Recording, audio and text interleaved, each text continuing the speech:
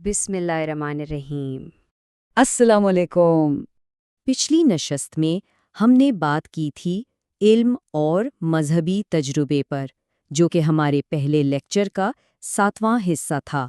आज हम एक ऐसे सवाल की गहराई में उतरेंगे जो सदियों से मुफक्किरीन के जहनों में गर्दिश करता रहा है। सवाल ये है कि क्या रूहानी तजुर्बात सिर्फ हमारे जहन की एक पैदावार हैं या उनकी कोई ठोस हकीकी बुनियाद भी है। इस गुत्थी को सुलझाने के लिए हम हकीमुल उम्मत अल्लामा डॉक्टर मोहम्मद इकबाल की शहरा आफाक किताब the reconstruction of religious thought and Islam का सहारा लेंगे और समझने की कोशिश करेंगे कि वो मजहबी तजुर्बे की हक्कानियत पर क्या गहरी बसीरत रखते हैं। तो हमारे आज के इस फिक्री सफ़र का नक्शा कुछ यूं है।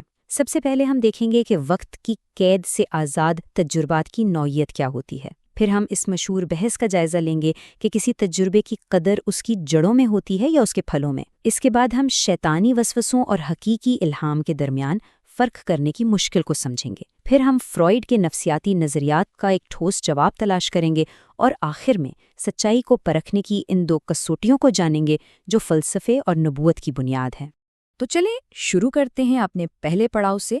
हमारा पहला मौजू है वक्त से मावरा तजुर्बा। यहाँ हम ये जानने की कोशिश करेंगे कि जब कोई सूफ़ी, कोई आरिफ अपने गहरे रूहानी तजुर्बे से वापस आम दुनियावी शऊर की तरफ लौटता है तो उसकी हकीकत कैसी होती है। अल्लामा इकबाल यहाँ एक बहुत ही बारीक लेकिन बहुत गहरा नुक्ता उठाते हैं। वो कहते हैं कि सूफ़ी और नबी दोनों ही रूहानी तजुर्बे से गुजरते हैं, लेकिन जब वो वापस आते हैं तो दोनों की वापसी में ज़मीन आसमान का फ़र्क होता है। जब एक सूफ़ी अपने बातनी सफ़र से लौटता है तो वो तजुर्बा उसकी अपनी ज़ात के लिए एक गहरे सुकून और यकीन का बाइस बनता है, लेकिन दूसरी तरफ जब एक नबी उसी तरह के तजुर्बे से गुजर कर वापस आता है तो उसकी वापसी सिर्फ उसकी ज़ात तक महदूद नहीं रहती। वो अपने साथ पूरी इंसानियत के लिए लामहदूद मानी और इम्कानात लेकर आता है, ऐसे इम्कानात जो तारीख का धारा बदल देते हैं।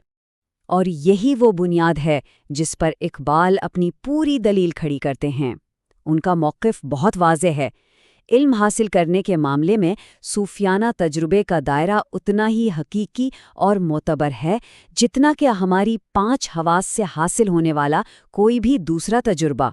हम इसे सिर्फ इसलिए रद्द नहीं कर सकते कि ये लेबॉर्ट्री में नापा नहीं जा सकता।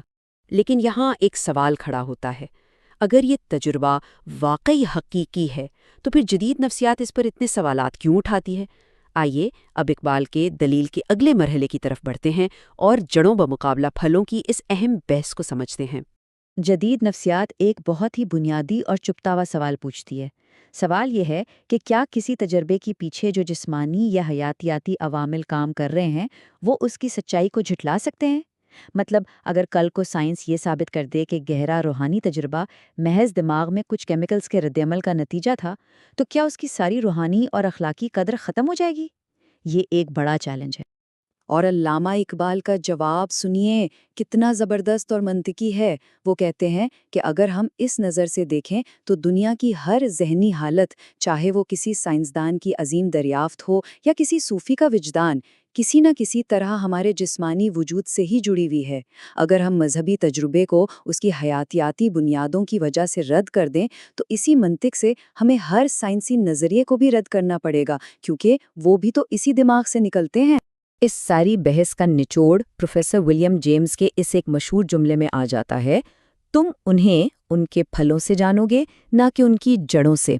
मतलब ये कि किसी भी ख्याल या तजुर्बे की असल कदर इस बात में नहीं कि वो आया कहाँ से, बल्कि इस बात में है कि उसने इंसानों की जिंदगियों को बेहतर बनाने के लिए क्या किया, उसके नताइज क्या निकले।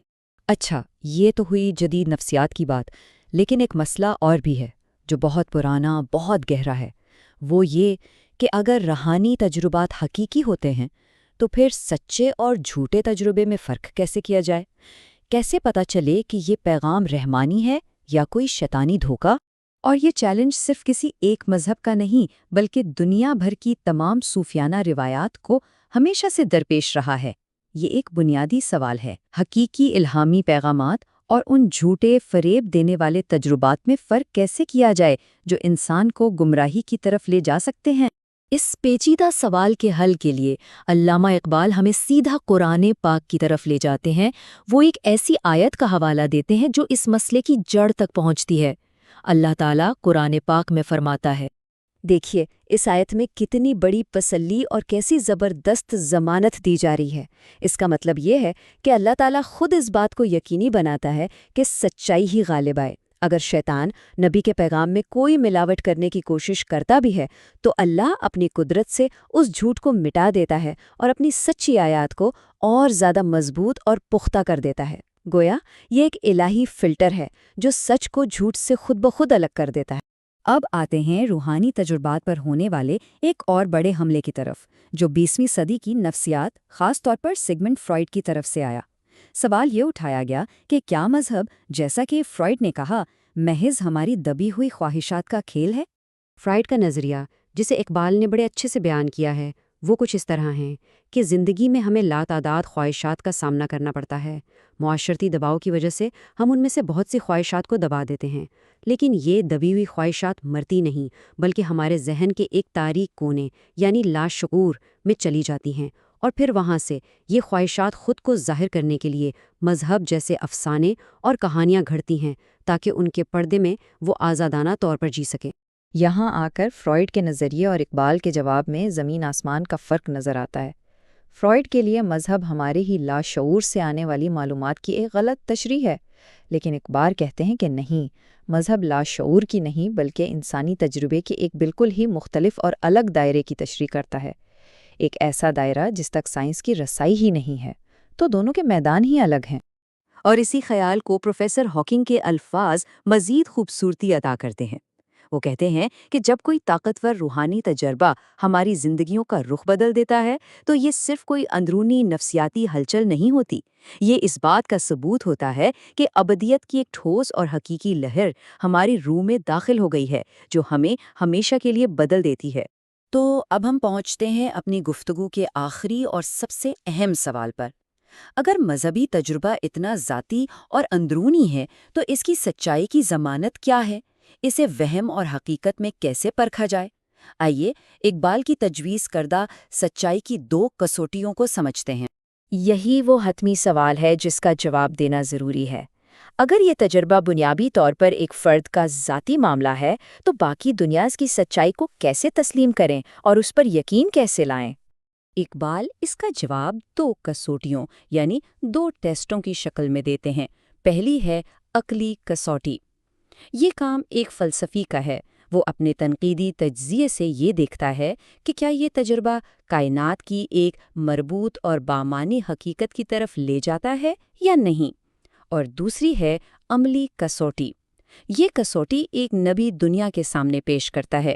اس میں تجربے کو اس کی جڑوں سے نہیں بلکہ اس کے پھلوں سے پرکھا جاتا ہے، یعنی اس بات سے کہ اس تجربے میں فرد اور معاشرے کی زندگیوں میں انقلابی اور مثبت تبدیلی لانے کی کتنی طاقت ہے۔ اس کے ساتھ ہی آج کی گفتگو اپنے اختتام تو پہنچتی ہے۔ اللہ حافظ، اگلے لیکچر میں پھر ملاقات ہوگی۔